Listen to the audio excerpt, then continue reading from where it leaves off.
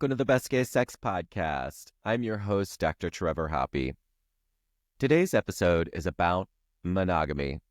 Yeah, monogamy. I said it. I know. In the gay community, monogamy can get a bad rap.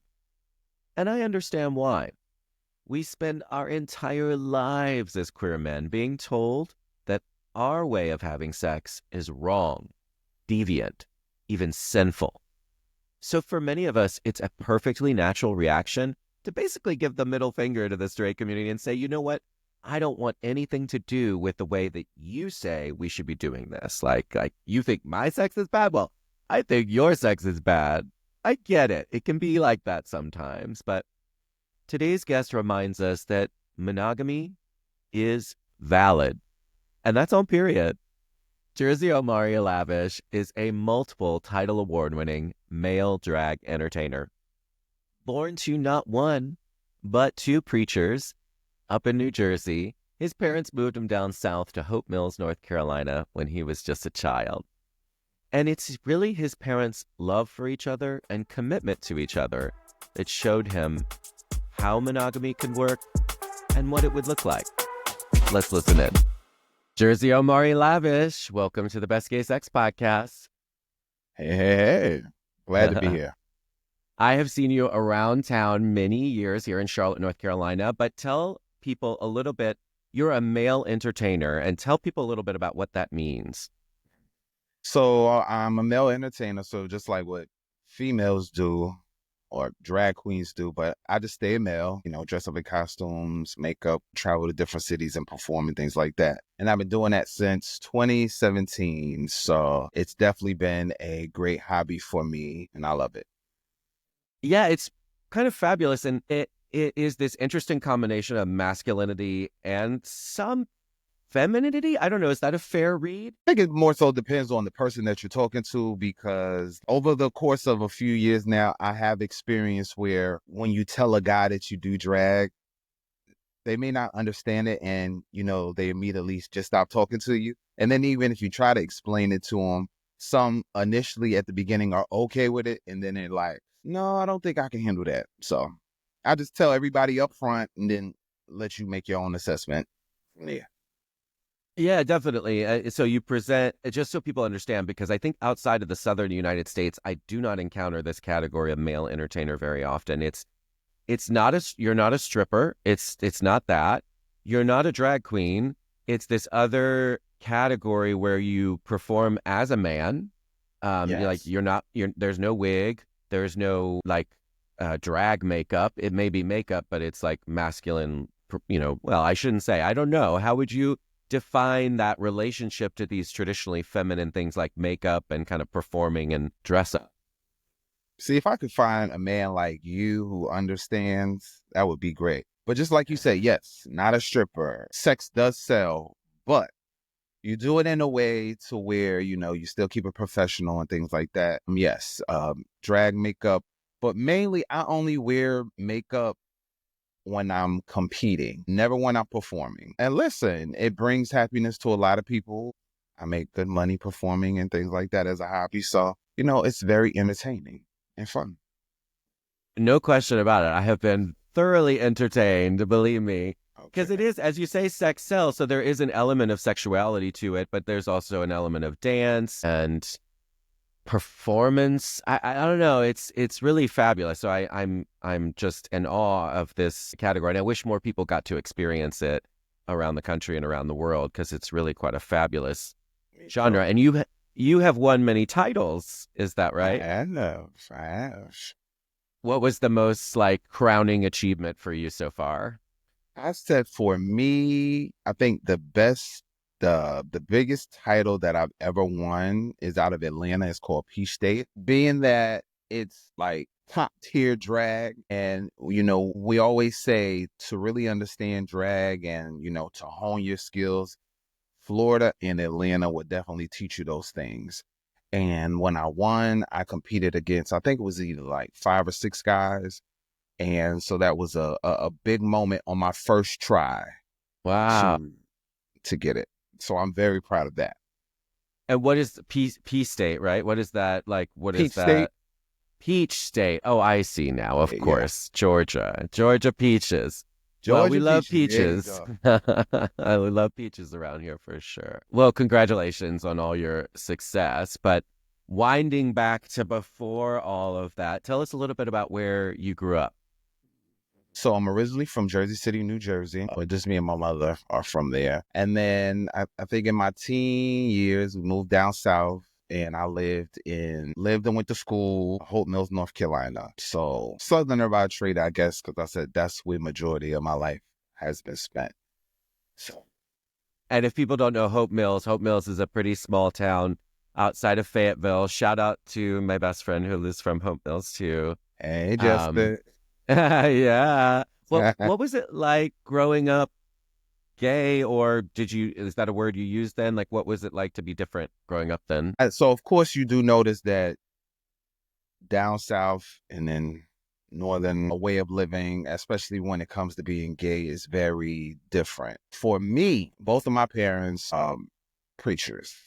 So I'm a PK. So of course in my household, being gay was a sin. It was bad. It was almost like no matter how well you was doing in school, you never been to jail, just being gay just seemed like to be the end all be all. So and then for me, it took a while for me to come out. I did it when I was 17. I remember the day where I was at. I think it was Christmas Day. Oh my gosh. Christmas Day. And my phone kept ringing. I mean, it was the guy that I was dating at the time. Of course, I'm still in high school. And my mother kept saying, who keep calling you? Who keeps calling you? I'm just like, don't worry about it. Don't worry about it. So I think I had just put my phone down somewhere. And then she ended up picking the phone up. And she said, who is this? And why you keep calling my son? And he was like, well, who are you? And he was like, I thought this was his phone. She said, that's not what I asked you. And then, they went back and forth. She ended up hanging up on him. And then she asked me, is there anything you want to tell me? Right then and there, I just had got tired of lying. And I was just like, I'm gay. Yeah, your son is gay. She cried. And then my father told me, he was like, well, you can't live here anymore if you're going to be gay. I said, wow. So I packed up all my stuff and I called my neighbor that lived across the street at the time. And I was like, my parents just found that I was gay. I need somewhere to stay. Can I stay with you? His parents was fine with it. They let me stay. I stayed there for 1 week. My mom called me. She was like, you got to come back home. So I went back. How was that reunion? They didn't talk to me for 2 weeks when I came back. 2 weeks, they didn't say one word. And then I think after a period, my mother, she just learned to adapt. She got over it. My father, even still to this day, it's like the worst thing in the world. So Yeah. Do you have a relationship with your father currently? no, I haven't spoken to that man in since 20. My mother passed in 2018. I haven't spoken to that man since 2019. Wow. I'm so And sorry. that's my That's choice. hard. My sister tells me every now and then he wants to have a relationship with you. He wants to, I guess, try to fix what he did wrong. I'm good on that. My peace is more important to me now. And at the time, he had all the chances in the world to make it right. You didn't, so I choose not to have a relationship with him.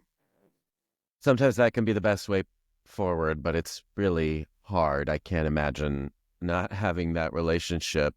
Like, do you find parallels to family in like the gay community? So I will say that I'm grateful for my drag father my drag parents for stepping in at the time that they did and being there when I need them. I can go, because they live in Florida, so I can go visit them when I need to, just get away, or if I just need to talk to somebody about something. I have them there for that. And then I always think about also, even if I didn't have them, there's always people in place. I feel like my mother, when she passed, she put people in place for me to have on her behalf since she was there no more. I know it's That's probably like a weird way of thinking about it. No, That's that's what I think. love. I mean, that's care and compassion. And what, when you say drag father and drag parents, so some people probably aren't familiar with that concept. Like, what does that mean? How did you meet these people? What did they do for you? So his name is Amari Lavish, and I met him back in 2018 as well. It was just to go compete for a pageant that he was giving up. And at that time, we had talked a lot and just became closer and things like that. And, he just actually said, can I mentor you and be your drag father, whatever. And so at the time, sometimes you think like that all that has to do with is, just the drag aspect. But no, he understands because he has 3 kids of his own. But, he also understands the aspect of there's more to being a parent, your drag parent than just drag. We understand you have real life, you have things going on. And he's been doing this for so long. It's like he understands, like, my kids need to talk to me. If you need this, that, I can help you and guide you along because it's almost like I've been there before. So let me help you not make the same mistakes that I made, or what can we do to, figure out a situation. So I'm always grateful and appreciative of. Yeah, that's wonderful that he came to you offering that mentorship, because I think sometimes we look for that, but it's hard to ask for because, so that's really a gift that he offered that to you. Exactly. Yeah. And also, it's just kind of a wild coincidence to think that your mother passed the same year that this person entered your life. Have you thought about that? You know what? That is so crazy. I've never thought about that aspect because I would say like that was the worst year of my entire life. Yeah. And I'm 40. And the crazy part about it is my favorite aunt died like 9 months before my mother Mm. did. Oh my gosh. So we had 8 or 9 months. So we buried her because she was my favorite aunt. And and she helped raise me too. So she passed in January, and then my mother passed in September. So yeah, that was just a terrible year for me. Well, I'm glad that you have your drag father to kind of help. Obviously can't do all the things that a mother can, but Correct. at least can help parent a little bit. We all need parents, even if we're 40. It's challenging out there. So you grew up in Jersey, you're moving to Hope Mills, and you're dating this guy, and your mom finds out, and you get, it's less that you came out and more you kind of got outed. I had the same experience, so I Yes. I relate to that. It's like, oh, everyone's like, congratulations on coming out so early, and you're like, well, it's not really. It wasn't volitional. It kind of just happened to me. Right. Yeah. So I feel that in a big way. But what were those first relationships like? Like when it comes to sex, like how was that exploring that sexuality in those early years? Not knowing what you're doing and not knowing the importance of safe sex, especially back then, and the risks and things that you could catch, and just because at that age you really just don't care, and it's almost like you're just a free spirit. You just do everything. And then because I've always learned that you don't really care about something until it happens to you. So like you have friends who, may be dealing with this or going through all of this, but until it affects you, it seems you don't really. So I didn't really want to be like that. So then I'm glad kind of at like an early age, I would say maybe 21, 22, understanding safe sex it's not a bad thing. Yeah. It's not a bad thing. I mean, of course, it doesn't feel as good, but Hmm. back then it was important. So I'm grateful for that. I'll say that. Yeah, we're talking about like around 2005, 20 years ago or so, where there was no prep. So you didn't have the luxury of sort of feeling protected in that way. Um, did you experience a lot of pressure to not practice safe sex? So I went to school once I graduated high school. Went to college in Atlanta, and I don't know for those that have been to Atlanta. It's a big gay scene down there, and Mhm. listen, I don't knock nobody for the sexual practices that they do. Hey, I've done them. So it's not a big, it was never big for safe sex down there. They're back in unprotected sex is a huge thing. So I would say yes, I definitely got pressured a lot. And I'll just say, thank God that I didn't catch it. I'm grateful for that. I appreciate life and I love life. So I said, Amen.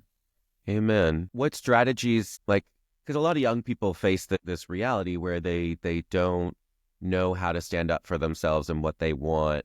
How are you navigating that? Do you have any strategies or tricks or mantras that you would tell yourself? Like, how did you stand up for what you needed and wanted? I just say I'm grateful for a no nonsense mother that I had, and instilling in both her kids the importance of standing up for yourself. Because her thing was always, she always had a saying like, Mama can't always be there to have your back. And she's like, and you got to be able to know how to speak up for yourself and do things for yourself. And she had another big thing where she was like, I'll help my children, but I first got to make sure that you're wanting to help yourself.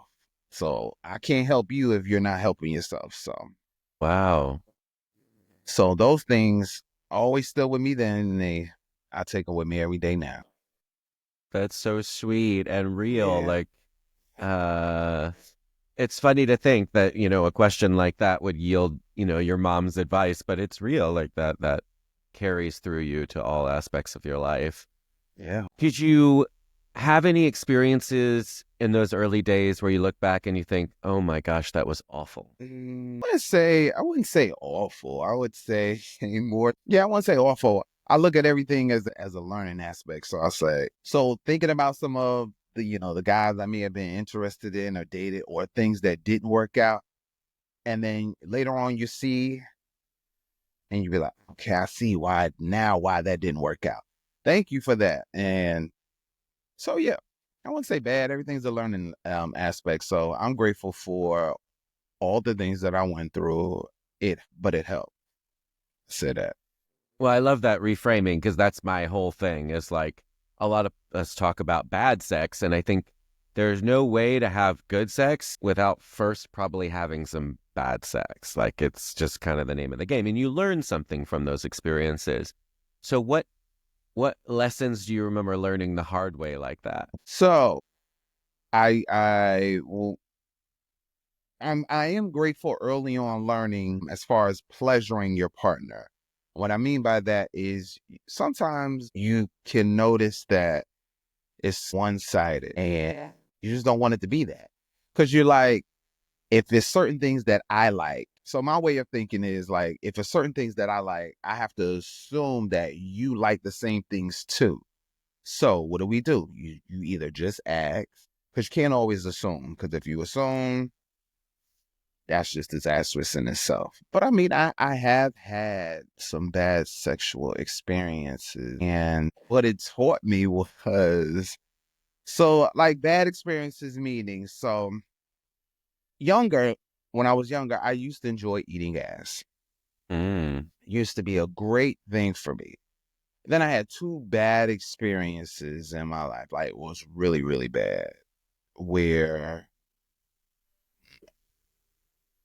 both guys, I guess they just forgot to clean out real good. Yeah. And then you go in there. So the first guy, put my tongue in there and yeah, I was kind of sick after that. Then Mm-hmm. the second guy, when it happened again, and I just said stop for the longest time. So when he came over, he was like, I just got out of the shower. I said, okay, cool. So you're just fresh out of the shower. Boom. And then, so when I bent him over to eat his ass or whatever, it was a bad smell in it. And so it was just immediately over for me at that point. And he was like, are you going to do it? What? No. I said, you can go home now. I said, yeah, this is not going to happen. And so after that, it had been years and I had stopped. And then, probably I would say about 2-3 years ago, I started doing it again, but I couldn't understand, why guys would be so upset before then when they would ask, like, could you just do it? And I would be like, no. And I would tell them why. And then they would be annoyed. I get it because I enjoy tongue in mine. Yeah. It feels good. Mm-hmm. It's amazing. So what I should have been doing is I just said, you know what? I got to see you coming out of the shower. Yeah. And that's how we fix that issue. I I feel you on a deep way that I guess part of it is that there's no proper sex education, and so people just don't always know. I try to give people the benefit of the doubt that I don't think people are intentionally, going around trying to inflict that on people unless they're into it. And again, whatever. But I don't think these people probably were into that. They just didn't know. And that's really challenging. So good for you for sticking up for yourself and not getting yourself into a situation that could have been like a health problem, potentially. I said twice. I was like, oh my Um, God. yeah. Yeah. I feel that hygiene is a big one. I definitely hear that from people. We talked a little bit before the call and the recording that you today have mostly practiced monogamy. What brought you to that? So it was mainly, watching my parents, and my mother was big on that. It's like I told you before, I said she was always instilling in us, because I have a sister too. And she told my sister, you always want to find a man like your father in that aspect, that treats you well, these things, XYZ for you. So just seeing how their relationship was growing up, how he treated her and things like that, you get a sense of that's how people should be treated. And then when I first got into my first long-term relationship, he was the same way. Of course, he initially lied about a couple things in the beginning, but over the course of that year that me and him worked together, I understood slightly, I guess, what a relationship what a good relationship could look like and how a man should treat you. So I'm Hmm. forever grateful for that. Yeah.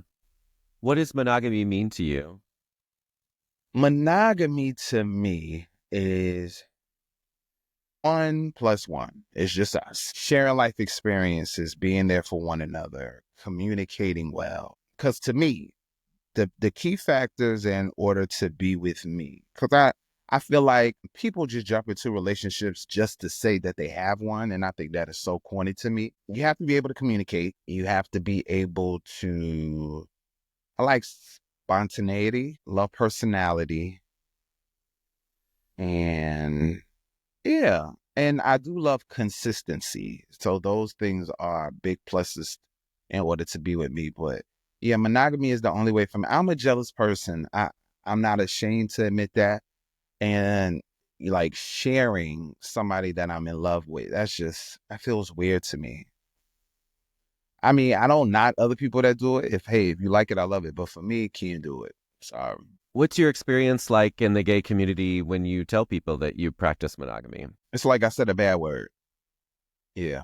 It's like I've said a very bad word when I bring up monogamy. I'm noticing whenever I do say that, sometimes you get cursed out, Wow. which is weird. I don't understand why, but you either get cursed out, they just immediately stop talking to you, or you have some people who, how do I want to say this? You have some people who will put on a facade that they're into monogamy until they get what they want. And once they get what they want, I'm good. Oh, I don't really know if that's what I want to do. So that's always a That's, bummer. But yeah, it doesn't sound good. Yeah. but yeah, I've learned to be I've learned to be more cautious and ask more questions and just really pay attention to people's lately. Or because I'm definitely big on actions. Definitely speak louder than words, because you could tell a person that you like them, love them all day, but if you're not showing them that, then words really mean nothing. Amen. Amen. What kinds of actions impress you when it comes to that? So if you can hold a good conversation, that's always a good plus. If you immediately start talking to me about sex, I'm turned off. Because I tell people all the time, getting laid is the easiest thing in the world for anybody. Anybody can get laid. It's not hard. But what else can you bring? So yeah, good conversation, quality time, I think is very important.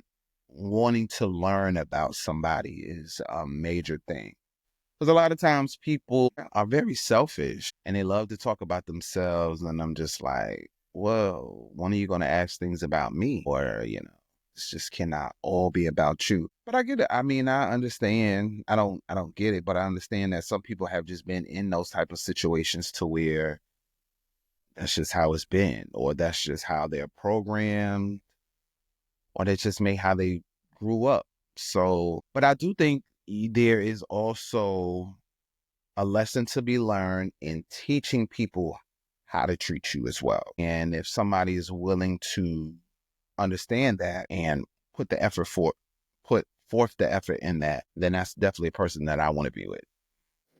Yeah, I think that's a good point because sometimes we expect people to know how to treat us and it's not always like that, right? You have to provide not a guidebook, but at least some like, hey, I really love it when guys do this, or I really love it when my partner does this, to like set some expectations like, hey, it would be really great if you did those things. So I appreciate that it's a little bit of a two-way street learning someone and what they like. You have to kind of help people along in that journey. Do you think you've ever experienced that, like truly like a relationship where you felt like it was that two-way street? I was saying that in that first relationship, yeah, he was older. I was 22. He was 52 at the time. And when we initially got together, I just thought it was going to be a hookup. I mean, I was only 22 at the time. So I went over to his house one night and we started drinking and we would take a shot and I couldn't hold my liquor for nothing in this world. And I got sick and threw up all over his floor or whatever. No. First meet. Mm. I always think about it's so many things that the man could have did to me because I was out of it. But what I do remember is waking up, I was in his bed, still fully clothed, and he just took care of me. Didn't try anything, none of that. And I think that is what, really caught my attention with him.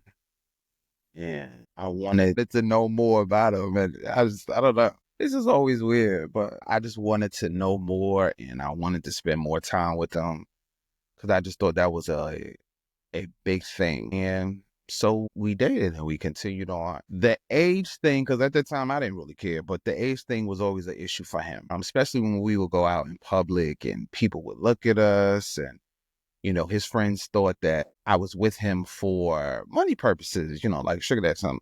I said, I worked 2 jobs the entire time that him and I were together. So I said, there's no way in the world you think that's why I'm with him or with you.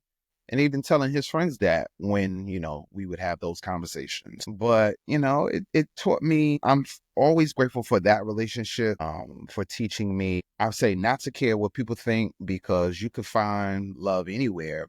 You don't know who you'll find love with.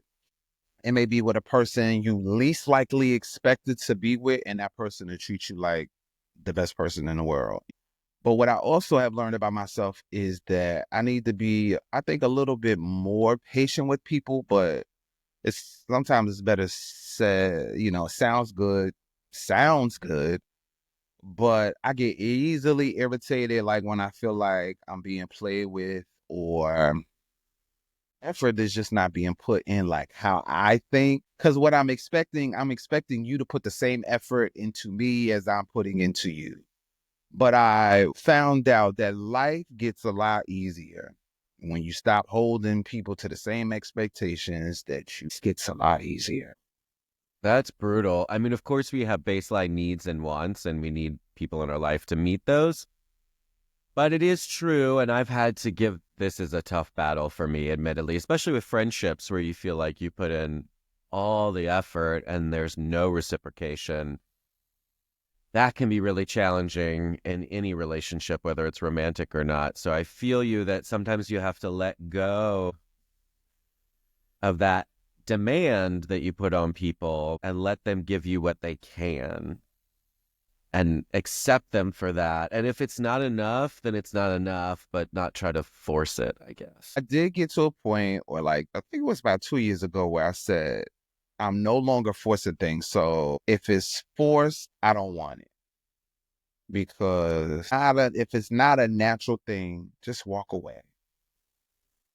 And because if a person really wants to be with you, they'll show you. And if Amen. they don't want to be with you, I'm grateful for that because there's a reason and a why behind it. It's always a Exactly. why behind it. Exactly. And it might have something to do with you, but it probably doesn't. And that's the frickin' rub of life, is that, you know what, maybe they're going through a depressive episode and they're just not able to be there for you right now. And it's just no matter what you do. Or maybe they're, they had a sibling die. I mean, who knows what is going on in their life, but it's not, and there's not space for you in it right now. And you just have to kind of accept that. That's why Ugh. communication is effective. But that was good advice that you gave also. I need to be more mindful of that too. People could be going through something, but if you just communicate that, Oh, then I know. wouldn't that be nice if men were able to communicate and say, hey, I can't right now for whatever reason, instead of just not texting you back or ghosting you or whatever it is that men tend to do. I feel that, believe me. I'm And like, it's okay. It's yeah, okay.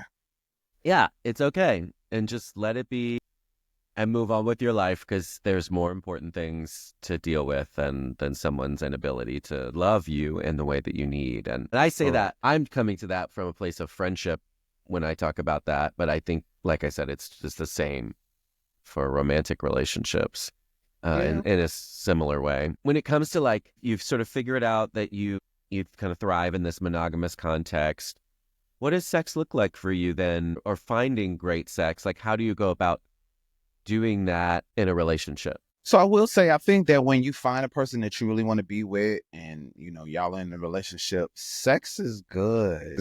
It seems a lot better than when you just hook up. Mm. This is more of a connection there, and it's more of wanting to do things for your partner, wanting to go above and beyond. What are all the things that I need to do to please you, to keep you around, to keep you happy? Because I'm definitely more of that person. Like, I'm more so keeping you happy. Now, not to say like, I just forget about me altogether, but no, it's more so about pleasing you and doing things for you and keeping you happy and things like that. So, it all just stems coming back from communication, especially like if things in the bedroom, specifically, if things in the bedroom aren't good, what can I do to get you there or please you better?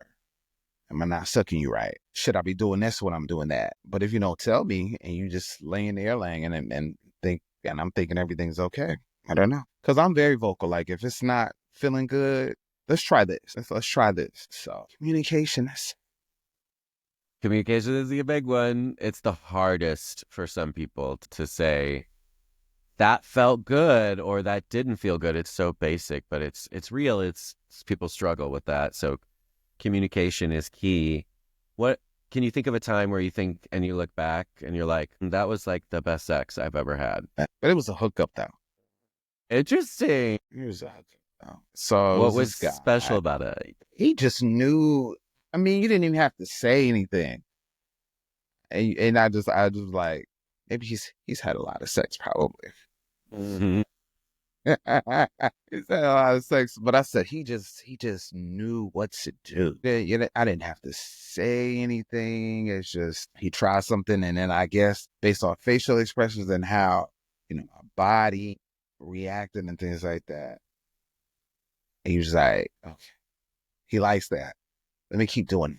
And that's good because that's some amazing sex to me. It's like if I don't have to say anything and you just know what to do. Intuitive people who can kind of sense. Yeah. Just like you just caress the body right. You lick right. You just know what you're doing, and you be like, damn. If are you like you don't date? No, usually those are the types that just like to have their fun. Did you ever see him again? No, Huh? because he lived out of town, and I Oh, was out of town for like one of my gigs or something like that. But I will say, like I was top tier. that's amazing. And that's so fascinating that, like, it is in the hookup context for you, because it sounds like, that's not usually where that happens. So maybe it's part of the surprise that makes it so great. I'm not gonna. Yes, I love monogamy. Monogamy is huge for me, and I'm very much the relationship type. But every now and then there are moments where your flesh gets weak, and you just need it. Flesh gets weak. I get that. I Laugh. understand. No, that's real. I appreciate that because what you're saying really is that monogamy is your format for relationships, but that doesn't preclude having casual sex outside those relationships. It's just the expectation when you're in the relationship is that. Because your hand can only do so much. Yes, it is limited in its capacity. That's for sure. It's something I need, and I need and want that pleasure from somebody else, and so we call it what I call it a quick fix, and it helps. Definitely. So coming to the end, we come to my favorite segment, which I called Sordid Lives and Untold Tales, or Okay. SLUT for short. What's the sluttiest thing you ever did? Sluttiest thing I ever did. So it was a guy I was dating, and I think his family was in town visiting, and I think we had just moved. I don't know. We had rented a U-Haul. We had the U-Haul for something. His family was over visiting, and we was horny. We couldn't do it in the house or whatever. So he took me outside in the back of the U-Haul, and we had sex while the door was slightly ajar. Huh? So to me, it's probably, I'm sure people have done more, but for me, that's the sluttiest thing I've ever done. I love it. I love that U-Haul for lesbians is like the sign of, moving in together relationships. And for you, it's the sight of this like wanton pleasure. That's Risk. fabulous. I see. Yeah, the risk is real. People get really excited by that for sure. It was turned on. It was hot. It was hot to me. Amen. Yes. Well, Jersey, if people want to find out more about you, see you perform, learn about your gigs, where are you on social media? How can they find you? So you can find me on Facebook at Jersey O'Mari Lavish. You can find me on Instagram, Jersey Flow, all one word. Or you can find me on Snapchat, Jersey Vibes, all one word with a Z at the end. Fabulous. I love it. Well, thank you so much for your time and sharing your story. I know people will find it really valuable. Thank you. I had fun. That's our show for today. Thank you so much for listening. I am always grateful. And remember, if you're not having your best sex, I can help. My services as a sex coach help you identify and overcome those barriers that are standing between you and your best sex life. You can find out more on my website, thebestgaysex.net. Till next time.